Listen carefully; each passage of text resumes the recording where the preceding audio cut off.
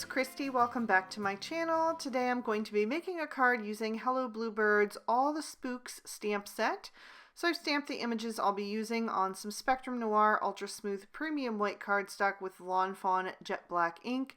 And I'm going to be coloring with my Copic markers to match some pattern paper from the Echo Park Spooktacular Halloween 6x6 pad.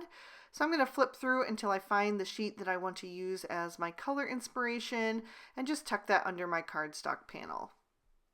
So I'm going to start with my ghosts, and for them I'm going to use BG quadruple 0, BG 10, and BG 11. And I am going to color them a little bit different than I normally would any other object. I'm actually going to leave a little bit of a rim light right up next to the black line on the back of their body so that it just looks a little bit more translucent. So I'm going just before the black line, leaving a little sliver of white and laying in that BG 10. I still want these ghosts to look white, so I'm going to be very careful with the amount of these aqua blues that I lay down. The majority of the image is just going to stay white. So I'm adding in those little shadows with the BG 11, and then I'm going to start blending that out with the BG 10. And of course these colors are going to dry back a little bit as well, so it will be a bit lighter in the final result. So once I have the BG 10 blended out, I'm going right over the edges of the BG 11 with that. Then I'll come in with that lightest shade, which is the BG quadruple 0. And again, I'm just going to extend those lines out a little bit more and blend out on either side of the lines that I have already added, but I still kept a tiny sliver of the white line on the back of the body just so it helps them look kind of glowy, and I thought that was a fun look for these ghosts. And they're quick and easy to color as well, which is always super fun. I decided to color the speech bubble to match, so I'm just adding in those 3 shades, and again just leaving the majority of that white, but just giving it that glow on the edges. And then I'm going to switch to some oranges. The orange in the pattern paper is a little bit more of a dark kind of rusty orange, so I'm going to use YR12, YR14, and YR18. I'll use this combo for the 2 larger pumpkins that my ghosts are popping out of or sitting on, using that YR18 to do the outlining wherever the lines are drawn to indicate the grooves of the pumpkin. And then I'll come in with the YR14 and start to blend out the edge of that. So I'm going right over the edge of the YR18 with that YR14 and just pulling that darkest color into the mid-tone. Still saving plenty of room for a highlight though, especially in the center where the light would be reflecting the most. And I will fill all of that in with the YR12. Now for the other pumpkins, I wanted them to match, but I just wanted them to be a little bit different in tone.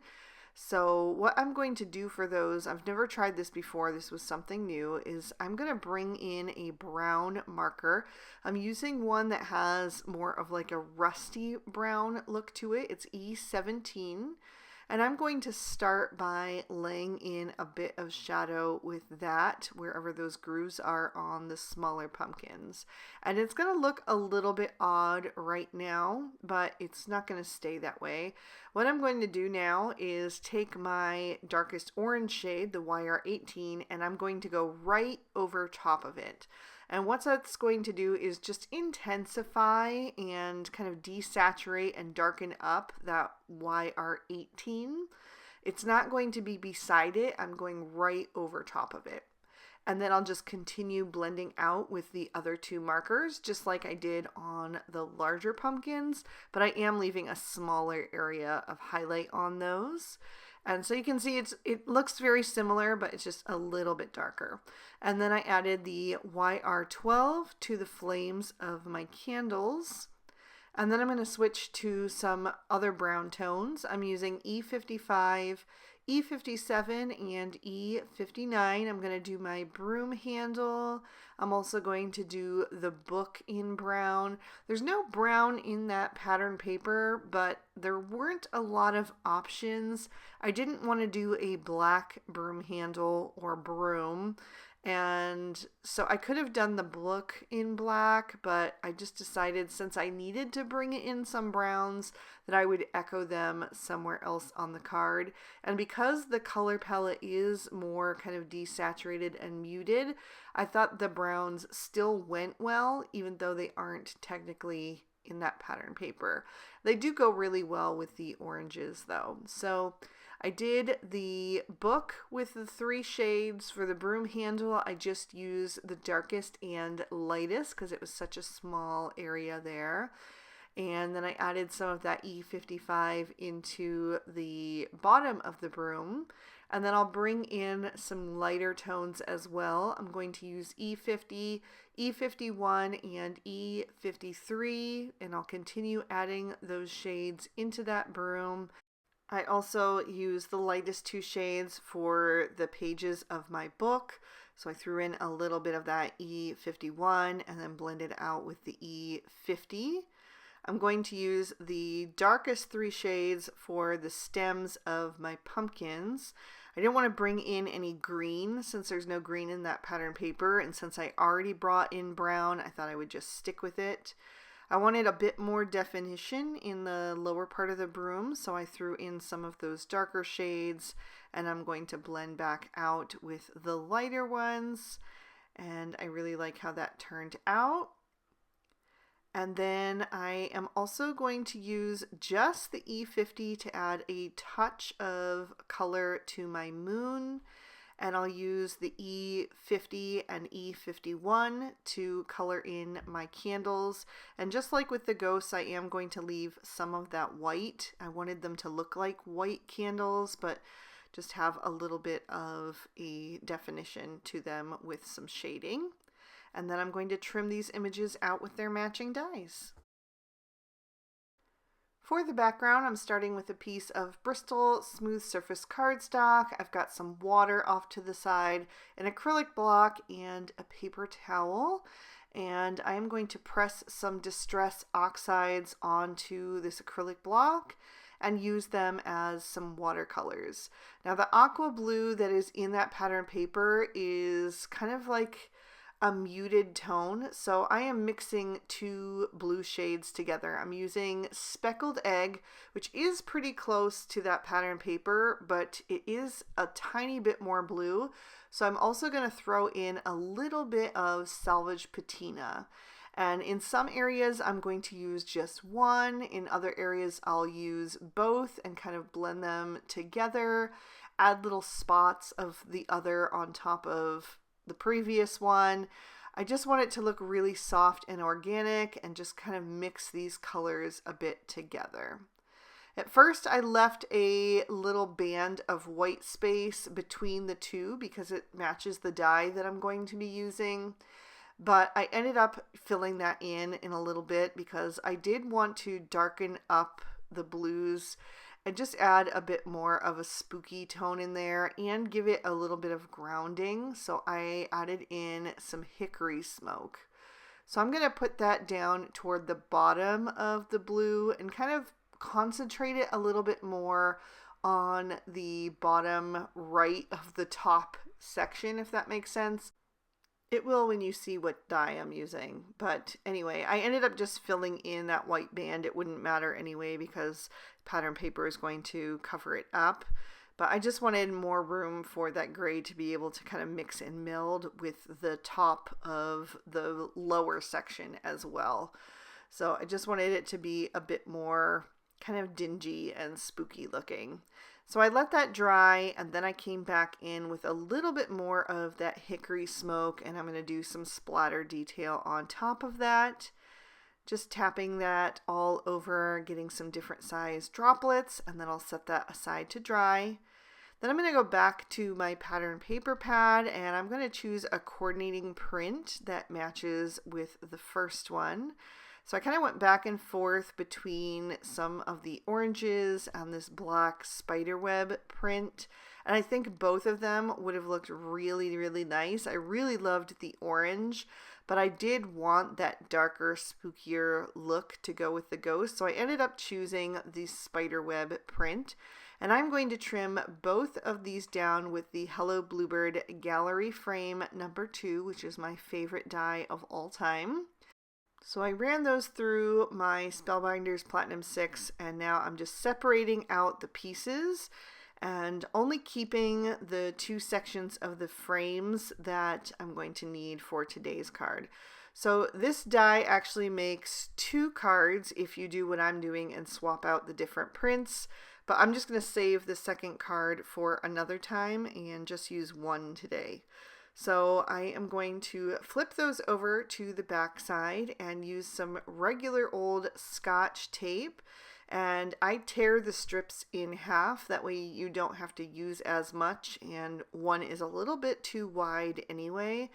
So it just makes it really easy to tape these 2 pieces back together so that you can use them as 1 frame. So I'll do that for the shorter side first, and then I'll do it for the longer side. And I'm only going to do 1 of these on screen, but you can kind of get the idea for the second one. And then once I have both of these put together, I will take another look and decide which one I want to use on today's card. And I ended up choosing the one with the more colorful print on the outside. So now I'm going to work on my sentiment, and I am taking the one that says "You are beautiful," and I am stamping that down in Lawn Fawn Jet Black ink, so the same ink that I used for all of my Copic coloring. And I just really took my time to ink up that stamp to make sure that I could get good coverage. And I am going to stamp that down a couple of times as well. So when you're using large stamps like this that have a lot of space to ink up, you do want to make sure that, number 1, your stamp is clean. I cleaned it off before I inked it up. And then second of all, that you stamp it out a couple of times, which is wonderful when you have like a stamp positioner like the Misty, because you're able to do that super easy. I stamped that down 3 times so it was nice and dark. And then I'll pop my card base in my Misty. I'm using Lawn Fawn Fake Tan cardstock and pumpkin spice ink to add a couple of bats and another little sentiment and another little ghost on the inside. And that sentiment says, "Let's go ghouls," which I thought was so cute. So I stamped that down twice as well, and then I can set that aside, and I'm ready to start assembling. So I'm going to peel off the release papers of the foam tape that I added to line the back of my frame, so it has a bit of dimension on the card. And then I'm going to line that up over the background and pop that down into place. I didn't end up getting it quite perfect on there. There's a little bit of white cardstock that could show at the corners. So I just grabbed my Cutter Bee Teflon coated scissors and kind of trimmed off any areas that I thought might show through the edges of that scallop detail. And then I am going to add a little bit of liquid glue to the back of this. I will line that up on my card front and just make sure I have the same amount of that orange cardstock showing through on all 4 sides. Then I can bring in my images and my sentiment, and I have added some foam tape behind the letters of my sentiment so I can pop that up as well, give it some more dimension on the card. Also, it overhangs the edges of the frame, and so it just made sense to have it be on the same level as the frame, so I needed to have it popped up in the center. So I'm just going to line that up so there's a little bit of the letters overlapping on all 4 sides of that lower section. And then I've also added some foam tape to the back of most of my images. So I'm going to add this little guy that's flying on his broomstick up toward the top. And then I have the little ghost that is popping out of the pumpkin on the lower left of the top section. And then the ghost that is reading the book, I'm going to add over at the bottom right. And then I wanted the sentiment to be kind of in between them. So I added that and then realized I needed to reposition that top ghost a little bit. So I had to peel him up and just reposition him a little bit so that I had room for everything. And then I can fill in the areas around these little ghosts with all of these accessory images. So I'm going to add the little moon to the top left corner, and then I want to have a bat kind of swooping in front of that, the larger of the two bats. And then I have a smaller bat, and that is going to go on the right hand side to balance that out. I have a couple of these smaller pumpkins that I'm going to use as some filler in the corners of that top section. And I had a third one just to, make sure everything isn't too even. And I wasn't sure which side I wanted to adhere that yet, so I just set it there as a placeholder. Then I'm going to glue one of the candles flat to the card and then overlap that with the other two, which are popped up on foam tape. Just placing those between the two pumpkins so that the ghost has some light to read by. And then I'm going to make a decision about this smaller third pumpkin. And I decided to add it over on the left-hand side. So I'm just going to glue that into place. And then, of course, this card needed a bit of sparkle. So I'm going to bring in some Stardust Stickles. And I'll add that to my ghosts in their kind of highlighted areas with the aqua tone. So I'm just adding that right over top. And if I felt like it was a little bit too thick, then I just used my finger to smooth it out a bit. So I added that to all three of them, and then I had to add it to the moon, of course, and then I also added a little bit to each of my candles. And that is going to finish up this card, so I will lift it up and give it a tip into the light so you can see all of the detail and give you another peek at the inside. This stamp set and matching die is from the Hello Bluebird Halloween release for September 2024, and then the gallery frame number 2 die is in the essentials section.